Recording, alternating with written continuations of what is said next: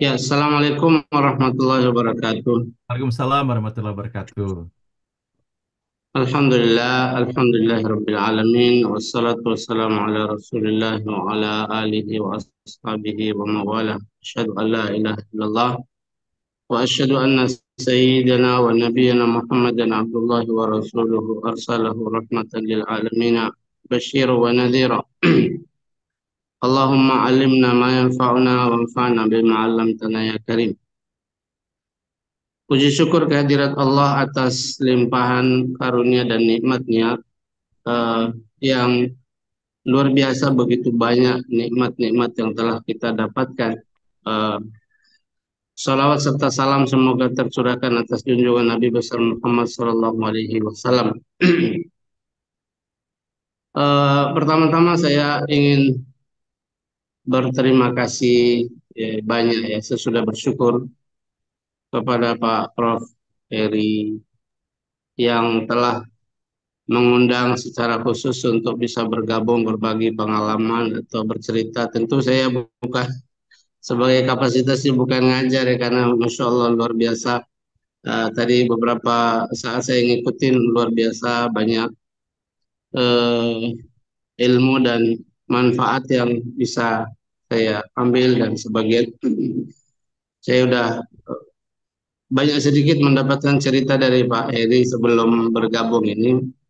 Tapi eh, paling tidak sebagaimana Allah berfirman, "Fadzakir fa inna dzikra tanfa'ul mu'minin."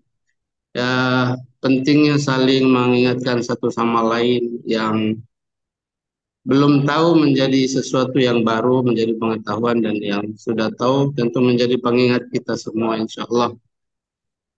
Karena itu Bapak Ibu saudara sekalian, para Bapak yang betul-betul saya muliakan, karena sesungguhnya suatu kehormatan saya bisa bergabung dan diajak untuk berdiskusi, ngaji bareng online atau NBO kali istilahnya. Masya Allah. Poin pertama yang ingin saya sampaikan, tentu rasa syukur yang sangat dalam yang ingin saya ungkapkan di sini adalah bagaimana Allah Subhanahu wa Ta'ala kemudian memberikan hidayah dan nikmat yang sangat besar kepada saya dan keluarga terutama. Eh, Seperti sedikit yang telah disinggung oleh eh, Pak Prof. Heri, yang eh, menyinggung tentang proses bagaimana Allah membuka hidayah untuk diri saya dan keluarga. Eh, saya sesungguhnya tidak pengen banyak cerita tentang itu, sedikit saja bahwa pada tahun 93 itu proses akhirnya. Sebelumnya memang saya beraktivitas sebagai pembantu pastor yang melayani pastor di gereja. Kemudian di saat proses itu memang di tempat tempat tinggal saya itu memang tidak ada masjid ataupun musola ya, sehingga kita tidak banyak informasi tentang Islam yang kita kenal. Apalagi di era itu kan tidak ada media sosial apa-apa, sangat terbatas, sehingga Islam yang kita tahu itu ya mereka yang tidak makan babi, kemudian eh, sebatas-sebatas itu saja. Karena waktu masih bergabungnya Timur Timur dengan Indonesia pun paling Islam itu kita kenal dari saudara-saudara kita yang militer ya. Ya. Sehingga benar-benar terbatas. Tapi ketika Allah Subhanahu wa taala membuka hidayah itu, eh, terbersit dalam hati itu rasa senang terhadap Islam ini luar biasa, yang kemudian membuat saya ya senang setiap kali kalau dulu itu ada acara-acara keagamaan di waktu itu masih sangat terbatas, TVRI sama TPI kalau saya nggak salah ya. Nah itu saya senang mengikuti acara mimbar agama Islam. Kemudian kalau ada acara-acara Islam senang sekali mendengar itu. Mungkin barangkali disitulah saat poinnya bagaimana kemudian Allah meletakkan rasa senang di dalam hati saya untuk senang terhadap Islam. Puncaknya pada tahun 93 ketika ada tawaran dari seorang Ustaz Zakaria namanya, ketika beliau menawarkan Islam, kemudian melanjutkan studi juga di Jawa, terkhusus di Jogja. Di situ saya sambut, saya senang. Kemudian singkat cerita berangkatlah kami dari eh, Dili, kemudian menaiki kapal Kelimoto yang waktu itu membawa kami sampai ke Surabaya. Lalu tidak lama di Surabaya, kami menuju ke tempat tujuan utama yaitu ke Jogja di pesantren Taruna Al-Quran, atau di awalnya itu di Asyifa dulu di Bantul. Memang saya dari awal ketika syahadat itu sangat pengen nih lebih tahu lebih dalam tentang Islam ini. Hanya saja tidak pernah lihat tulisan yang namanya tulisan Arab, ya, tulisan Al-Quran. Sehingga ketika saya lihat ini kok kayak, Masya Allah, kayak tulisan Sarimi gitu ya. Gimana cara bacanya? Bacanya aja susah, bagaimana mau memahami dan lain sebagainya. Tapi saya pun dulu punya punya pemikiran begini, kalau orang lain bisa, maka insya Allah saya pun akan bisa gitu kalau ada usaha. Nah, maka betul saja ketika saya masuk Jogja dan di pesantrennya itu ada pengajar khusus tentang Al-Quran, ya, belajar Al-Quran, eh, yang khusus mengajarkan Iqra, cara baca Al-Quran. Maka Alhamdulillah itu Iqra itu saya selesaikan tidak lebih dari dua mingguan gitu, dari jilid 1 sampai 6. Itu luar biasa, Alhamdulillah saya syukuri, karena begitu saya bisa baca, eh, kemana-mana saya bawa Iqra itu, sampai mau olahraga, main bola, bahkan antri mandi pun saya bawa. Makanya kadang-kadang ada yang nanya, lo kok Ustaz kok bisa menghatamkan Iqra segitu cepat? Nah, Iqra itu sebenarnya kalau kita serius baca itu ya nggak lebih dari 1 jam selesai kita baca itu. Ya, kalau ada yang misalnya anaknya belajar Iqra kok sampai bertahun-tahun misalnya, ya wajar karena belajarnya pun 1 minggu sekali, itu pun kadang dibaca cuma setengah halaman, habis itu kemudian belum lagi di rumah nggak diulang, macam-macam.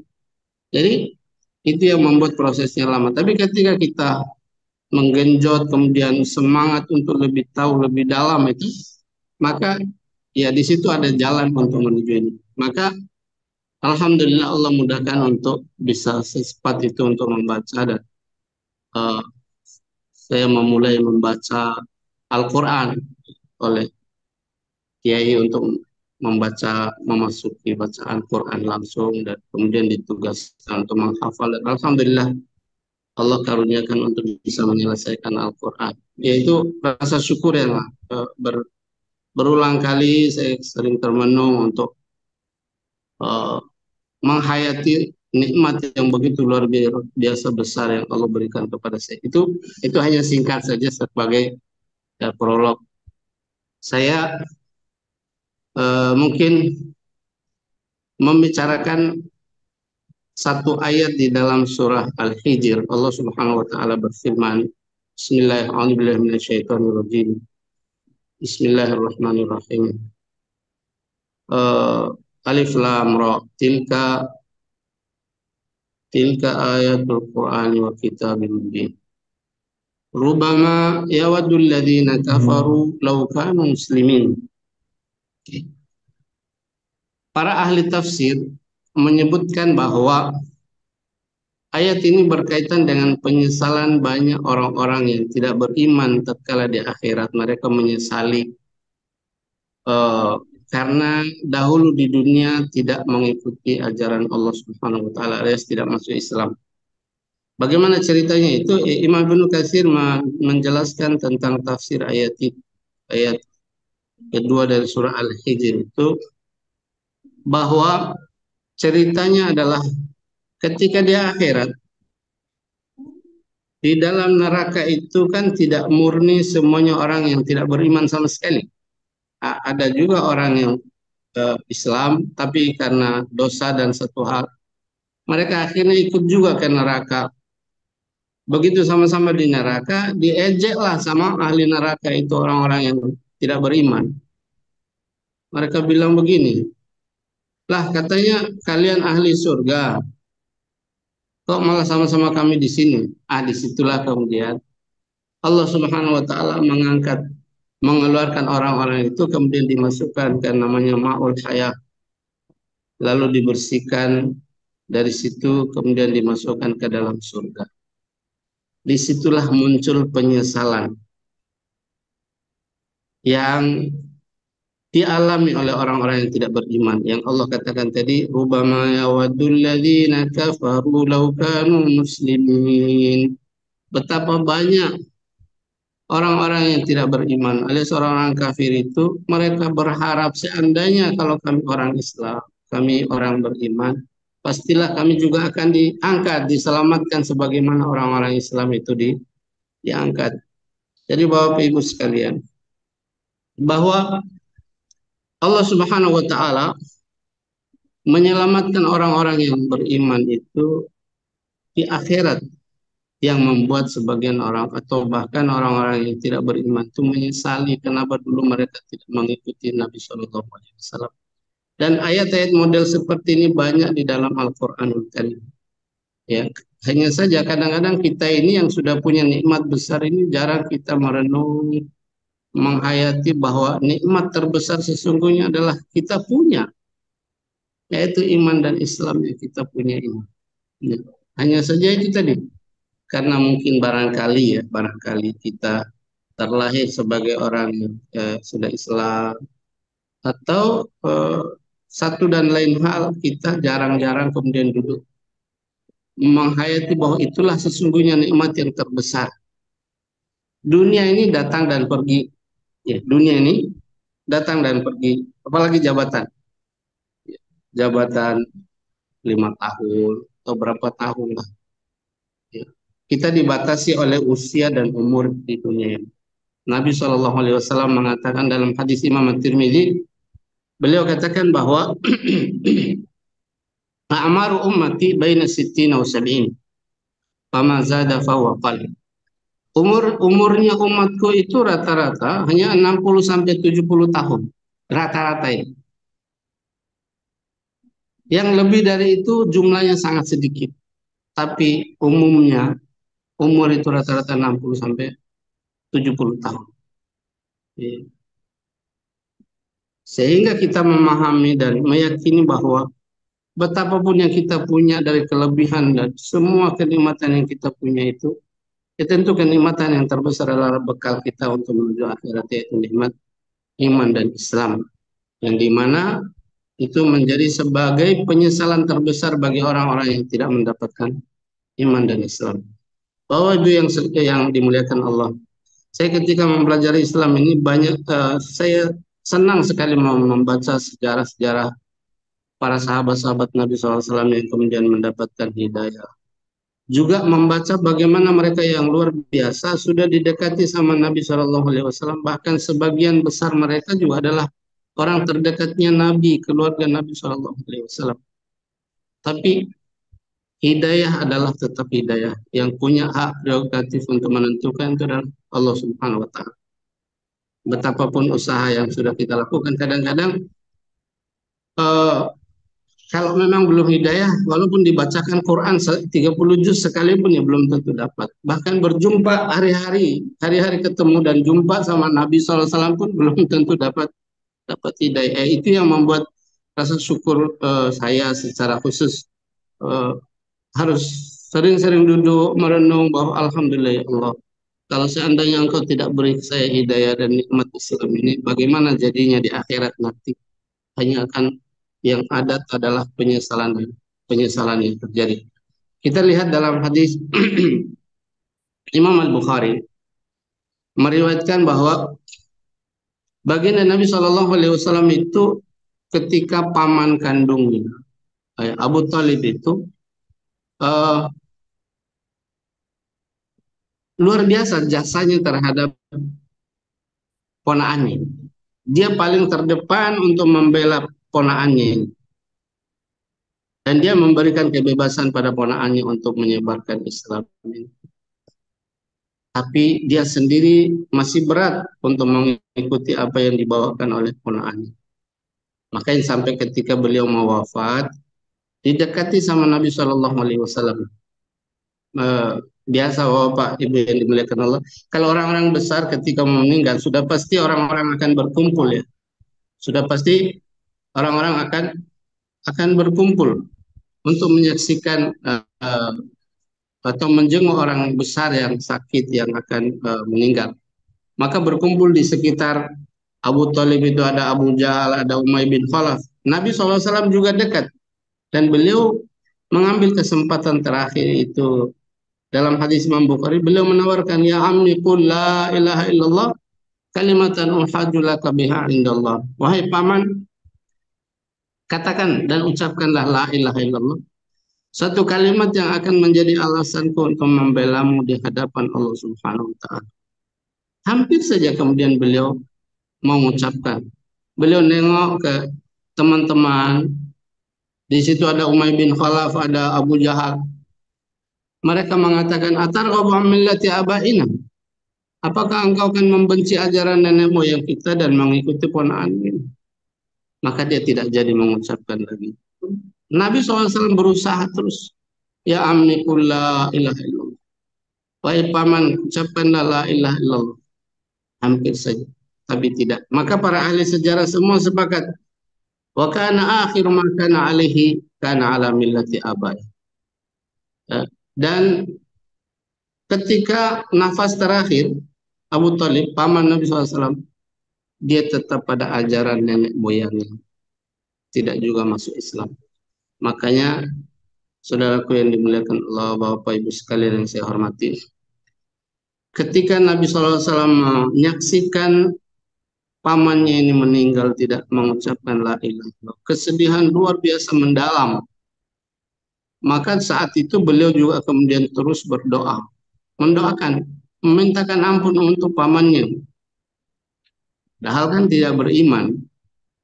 Maka kemudian datanglah larangan di dalam surah At-Taubah. Allah Subhanahu wa taala menyebutkan maka lin nabi walladzina amanu ay yastaghfiru lil musyrikin walau kanu uli qurba min ba'di ma tabayyana lahum annahum ashabul jahim. Kata Allah Subhanahu wa taala, tidak boleh bagi seorang nabi dan orang-orang beriman bersamanya memintakan ampun untuk orang yang tidak beriman, orang-orang musyrik, walaupun mereka itu adalah kerabat, sesudah jelas bahwa mereka adalah penghuni neraka. Sejak itu Nabi Shallallahu Alaihi Wasallam kemudian berhenti memintakan ampun untuk paman kandungnya ini. Saudaraku yang dimuliakan Allah, dari situ jelas betapa besar dan luar biasanya nikmat iman dan Islam ini, yang kadang-kadang kita kurang sadari betapa besar dan nikmat itu luar biasa. Sesudah itu Nabi Shallallahu Alaihi Wasallam mengalami kesedihan yang luar biasa.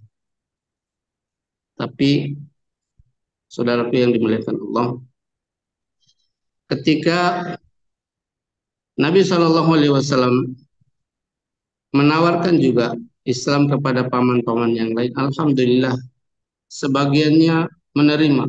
Kita tahu paman kandung Nabi SAW yang berjumpa dengan beliau ada 4 orang, yang 2 kemudian memeluk Islam, yang 2 tidak. Ya, yang 1 Abu Talib tadi, tapi mending ini karena dia di pihak Nabi yang selalu membela Nabi SAW. Yang kedua Abu Lahab ini juga paman kandung Nabi SAW, saudara ayahnya Abdullah bin Abdul Muttalib. Ya, tapi dia menjadi orang yang paling terdepan memusuhi Nabi SAW secara terang-terangan. Bahkan permusuhan beliau terhadap Nabi itu bukan hanya dilakukan secara pribadi, tapi ngajak keluarganya, istrinya pun memusuhi Nabi SAW. Bahkan saking luar biasa besarnya permusuhan pamannya ini, Allah Subhanahu wa taala memberitahukan kita tentang jaminan dia bakalan masuk neraka padahal orangnya masih hidup. Ya, padahal orangnya masih hidup.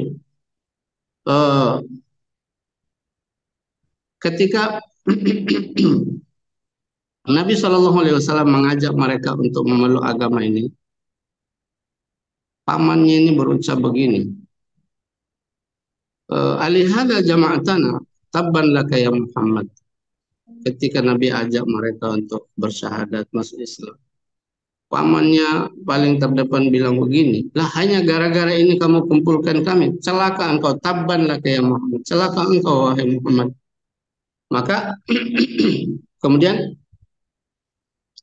uh, Allah Subhanahu wa taala menurunkan surah yang kemudian kita baca dan sampai akhir akhir uh, zaman nanti, yaitu surah Al-Masad. A'udzubillahi minasyaitonirrajim. Bismillahirrahmanirrahim. Tabbat yada abi lahabi wa tabb. Ma aghna anhu maluhu wa ma kasab. Sayasla naran dhatal hab wa imra'atuhu hammalatal hatab fi jidha hablum min masad. Allah mengatakan tabbat yada abi lahabi wa tabb. Celakalah Abu Lahab, kedua tangan Abu Lahab benar-benar celaka. Jadi yang celaka itu bukan Nabi Muhammad SAW. Allah membalas bahwa yang celaka Abu Lahab. Ma'agna anhu maluhu wa makasab. Tidak akan berguna anak dan hartanya. Karena dia beranggapan, dia pernah berucap begini. Lau kana haqqan maqalahu ibnu akhi.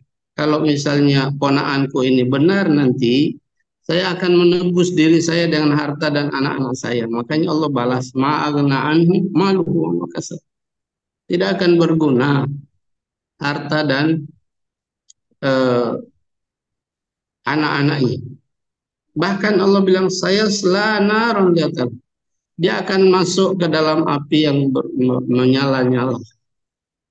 Bapak Ibu yang dimuliakan Allah, ini para ulama bilang termasuk mukjizat Al-Quran. Karena apa? Dalam ilmunya Allah tercatat bahwa Abu Lahab ini dalam proses perjalanannya tidak akan masuk Islam. Dalam proses perjalanannya dia tidak akan masuk Islam, ya. Tidak akan masuk Islam. Dan kalau seandainya mukjizatnya di mana ini ayat surah ini?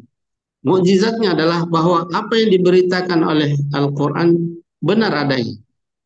Karena kalau misalnya kalau pikiran jeleknya Abu Lahab muncul, udahlah saya ngikutin Nabi SAW masuk Islam lah, walaupun secara pura-pura 1-2 hari saja. Kan akan membatalkan ayat ini, surat ini, bahwa oh tidak benar itu, katanya saya masuk neraka, tapi saya masuk Islam. Tapi itu tidak terjadi, karena Allah Maha tahu bahwa memang proses perjalanan dia bakalan seperti itu. Surah ini turun dan antara waktu meninggalnya Abu Lahab dan ayat ini turun masih ada jangka waktu sekitar 10 tahun itu. Dia nggak pernah kepikiran mau masuk Islam pura-pura atau bagaimana supaya, tapi itulah mukjizat Al-Qur'an Al-Karim yang Allah Maha benar dengan segala firman-Nya. Abu Lahab benar-benar dia paman kandung Nabi, orang terdekat Nabi, bahkan waktu kelahiran Nabi pun dia sebenarnya bahagia dan senang. Tapi itulah kita kembali kepada ayat Allah Subhanahu wa taala yang mengatakan innaka la tahdi man ahbabta walakinnallaha yahdi man yasha. Sesungguhnya engkau wahai Muhammad tidak bisa memberikan hidayah taufik kepada siapa yang engkau sukai dan engkau inginkan. Tetapi hidayah itu benar-benar murni milik Allah Subhanahu wa taala. Allah memberikan hidayah kepada siapa yang dikehendaki. Bukan maknanya adalah Allah memaksa, tidak. Manusia diberi kehendak untuk memilih, tetapi benar-benar hidayah itu adalah milik Allah Subhanahu wa taala. Karena itu Bapak Ibu para orang tua dan sesepuh yang saya muliakan, sekedar saling mengingatkan tadi bahwa ada dua paman Nabi Shallallahu Alaihi Wasallam yang satu walaupun tidak Islam, tapi dia membela Nabi Shallallahu Alaihi Wasallam. Yang satu paling terdepan memusuhi baginda Nabi Shallallahu Alaihi Wasallam. Mengenai Abu Talib ini dalam hadis yang pertanyaan paman Nabi yang lain seperti Abbas bin Abdul Muttalib, dia pernah bertanya kepada Nabi SAW, Ya Rasulullah, wahai Rasulullah, apa yang engkau berikan sebagai balas budi terhadap pamanmu Abu Talib dikala dia hidup, dia luar biasa membelamu habis-habisan. Kata Nabi SAW, Wallahi, demi Allah, uh, walau la ya lakana fi dhahdahi min nari jahannam. Uh, Paman saya Abu Talib itu, kalau bukan karena syafaatku, maka dia di neraka dasar.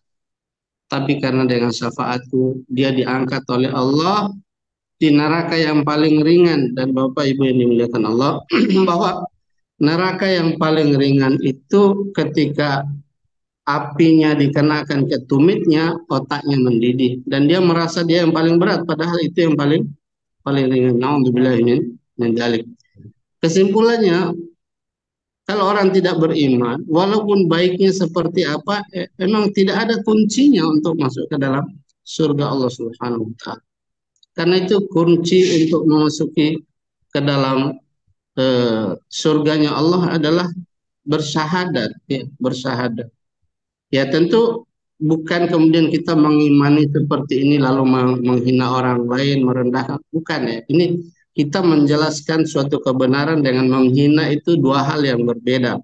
Kadang-kadang orang sering mencampur adukkan antara kita menjelaskan sesuatu yang kita yakin sebagai suatu kebenaran dengan menghina. Menghina itu ya dalam dalam jangankan pakai agama, tidak pakai agama pun kalau menghina ya tidak boleh. Tapi kalau misalnya kita menjelaskan suatu kebenaran sebagai suatu keyakinan yang kita yakini, lalu orang lain tersinggung, nah itu salahnya orang yang tersinggung. Ya contoh kalau saudara-saudara kita yang di sini datang ngajak diskusi, kemudian saya terangkan bahwa Nabi Isa alaihissalatu wassalam itu kami sangat muliakan, ya kami sangat hormati sebagai seorang nabi dan rasul, ibunya orang mulia, suci, bahkan di dalam kitab suci kami Al-Qur'anul Karim ya diberi nama khusus spesial surah Maryam namanya, dan tidak ada nabi yang dibahasnya sampai sedetail-detailnya, sampai masa kelahirannya dibahas, tentang neneknya sampai keluarganya, sampai luar biasa lah pembahasannya, melebihi daripada agama Islam yang sangat menghormati. Tapi kami tidak meyakini dia sebagai Tuhan, ya. Tuhan kami karena prinsipnya Tuhan kami itu adalah Allahu la ilaha illa huwa al-hayy al-qayyum, yang maha hidup dan maha mengurusi hamba-hamba makhluk. Al-qayyum, al-hayy, maha hidup. La ta'khudhuhu sinatu wa la naum. La ta'khudhuhu sina. Sina itu ya apa namanya? Awal mula tidur, orang ngantuk misalnya duduk begini terus begini, ini namanya sina. Ya kantuk lah istilahnya. Saking capeknya. Itu sina. Wala naum. Sekedar kantuk begitu aja nggak boleh, apalagi tidur, apalagi sampai mati berhari-hari misalnya. Nah ini kan keyakinan yang kemudian kita utarakan dan terangkan kepada orang lain. Nah, itu oleh kalau sebagian orang kemudian salah paham, oh ini menghina, saya tidak menghina. Ini menerangkan apa yang sesungguhnya menjadi akidah keyakinan kita sebagai orang Muslim. Nah, kalau dia merasa itu menghina, itu berarti dia yang salah paham. Jadi sekali lagi Bapak Ibu yang saya muliakan, bahwa baginda Nabi Shallallahu Alaihi Wasallam beliau siang malam itu mengajak seluruh umat manusia agar bisa selamat dunia dan akhirat. Tidak ada tujuan lain daripada keselamatan yang diinginkan oleh baginda Rasul Shallallahu Alaihi Wasallam. Bahkan dalam surah Al-Kahfi itu Allah mengatakan, "Fala'allaka bakhi'un nafsaka ala alla yakunu mu'minin." Ya, hampir-hampir saja engkau mencelakakan dirimu. Maksudnya sampai sakitnya luar biasa karena ajakan engkau sering ditolak dan tidak diikuti oleh orang-orang itu. Ya, Nabi SAW sangat pengen sekali supaya manusia itu mengikuti jalan Allah agar mereka selamat dunia dan akhirat. Ya, semua umat diajak agar menjadi pengikut beliau karena itu jalan keselamatannya hanya itu. Dan Allah pertegas itu di dalam surah Ali Imran misalnya, Inna dina indallahil Islam. agama yang diterima, diridhoi di sisi Allah adalah Islam. Di ayat yang lain di surah Ali Imran juga, "Wa may yabtaghi ghairal islami dinan falan", mencari agama selain daripada Islam tidak akan diterima. Wa huwa fil akhirati minal khasirin. Dan di akhirat dia pasti termasuk orang-orang yang merugi. Keyakinan-keyakinan seperti ini ketika kita utarakan, sekali lagi, ini adalah menerangkan, ya, menerangkan apa yang menjadi keyakinan kita sebagai seorang seorang Muslim. Dan tentu tujuannya adalah agar orang-orang eh, itu mendapatkan hidayah dari Allah Subhanahu wa taala. Kemudian yang kedua, sebagai tanggung jawab kita supaya tidak dituntut di akhirat. Istilahnya kalau saya kadang-kadang bercanda sama eh, teman-teman itu, lah Anda hidup sama teman, Anda mau nikmat sendiri, sholat sendiri, berislam sendiri, temanmu itu tidak pernah tahu Islam. Harusnya ya, idealnya Anda terangkan tentang Islam, keindahan Islam itu kepada saudara-saudaramu agar mereka dapat hidayah juga, dapat nikmat ini. Saya bercandanya begini, masa Anda mau masuk surga sendiri nggak takut? Surga segitu luasnya. Jadi ajak-ajaklah mereka. Kalau persoalan mereka tidak mau itu ya lain soal. Itu bukan murni, bukan tanggung jawab kita. Karena itulah Bapak Ibu yang dimuliakan Allah, eh, saya kalau udah bicara ini susah putusnya. Diberi berapa menit ini Pak Heru? Masya Allah. Oke, Pak Hasan. Ya, iya silakan. Jadi, Kan acara kita sampai dengan jam 8. Kalau oh Ustadz masih. ada ruang tanya jawab juga nanti diberikan kepada peserta Ustadz. Oke, oke. Masih ada waktu, saya lanjut kah? Udah tanya jawab ini Pak? Masih atau kalau Sani Ustadz mungkin boleh ditambah Ya, juga kalau saya boleh. saya lanjutkan. Silakan. Saya lanjutkan sedikit ya, nanti baru sekitar 10-an menit saya ini. Jadi saya masuk ingin kepada poin-poin pokok.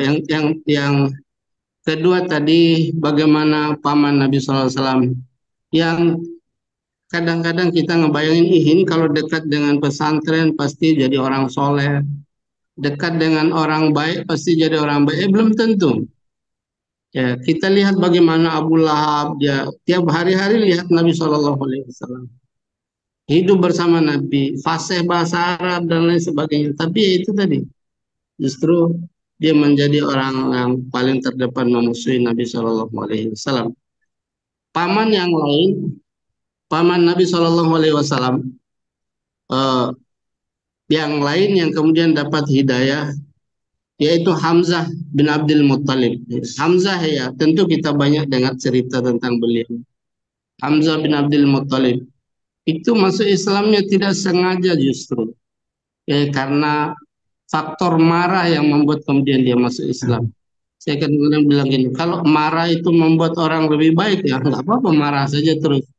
Eh, Seperti marahnya Hamzah bin Abdul Muttalib, paman Nabi Shallallahu Alaihi Wasallam. Jadi suatu ketika eh, Nabi Shallallahu Alaihi Wasallam disakiti sama Abu Jahal, ya dikata-katain tidak bagus lah. Lalu dilaporin Hamzah, Sayyiduna Hamzah radhiyallahu anhu. Beliau baru habis berburu, masih bawa senjata ini, kemudian datang dia. Siapa yang ini menghina ponaan saya padahal saya mengikuti ajarannya. Padahal waktu itu dia tidak ikut. Lalu dia membela ponaannya itu. Sesudah itu dia mulai gelisah. Ternyata tadi saya ngomong apa ya? Jadi omongannya itu yang membuat kemudian dia akhirnya dia datang kepada Nabi SAW dan tanya, ini tadi saya ngomong gini, kalau mau masuk Islam bagaimana? Sudah akhirnya diajarin sama Nabi SAW, kemudian masuk Islam dan menjadi pembela Rasul SAW, pembela Islam yang luar biasa, dan beliau akhirnya mati syahid, terbunuh di perang Uhud ketika sudah hijrah ke Madinah dan dikenal sebagai Sayyidus Syuhada. Paman yang terakhir yang masuk Islam adalah Abbas bin Abdul Muttalib radhiyallahu taala anhu. Jadi di keluarga Nabi SAW paman kandung ini ada dua yang masuk Islam, ada dua yang tidak. Dan masih banyak lagi contoh-contoh dalam kehidupan para nabi dan rasul terdahulu di masa Nabi Shallallahu Alaihi Wasallam, dan kehidupan kita sekarang pun ya tentu kita menyaksikan banyak bagaimana ya dia mungkin keluarganya ustadz, keluarganya kiai, tapi belum tentu seperti apa yang diyakini, apa yang dijalankan oleh keluarga tersebut. Intinya Bapak Ibu yang dimuliakan Allah, nikmat iman dan Islam itu adalah karena nikmat yang terbesar, maka kita wajib mensyukurinya dengan terus mengulang-ulang, kita bercerita ke anak cucu, bercerita ke keluarga bahwa kita alhamdulillah. Karena supaya nikmat itu tetap bertahan dan meningkat, ya itu harus disebut-sebut, ya harus disyukuri terus. Ya. Dan ayatnya kan sering kita dengar, Alhamdulillah minasyaitonirrajim, la in syakartum la azidannakum wa la in kafartum inna adzabi lasyadid. Kalau kalian mensyukuri nikmatku, pasti aku akan tambah. Nih, nikmat apapun, ya nikmat apapun, nikmat sehat, nikmat bisa berkumpul dengan keluarga, nikmat keamanan, nikmat berjumpa dengan saudara. Tapi nikmat terbesar tadi, iman dan Islam. Karena itu ada, eh, saya akhiri sebelum kita buka sesi tanya jawab. Eh, Nabi Shallallahu Alaihi Wasallam itu mengajarkan doa kepada kita yang kan saya kira harus kita bahas setiap kesempatan-kesempatan yang baik, antara azan dan iqamah, ketika sujud, ketika sepertiga malam kita bangun sholat malam, diulang-ulang baca itu, Allahumma ya muqallibal qulub tsabbit qalbi ala dinik. Allahumma ya muqallibal qulub tsabbit qalbi ala dinik. Ya Allah, zat yang maha membolak-balikkan hati, tetapkanlah hatiku di atas agamamu. Ya Allah, yang zat yang membolak-balikkan hati, kekuatan, dan tetapkanlah hatiku di atas keimanan ini. Saya kira itu sebagai pengantar dan tausiah singkat barangkali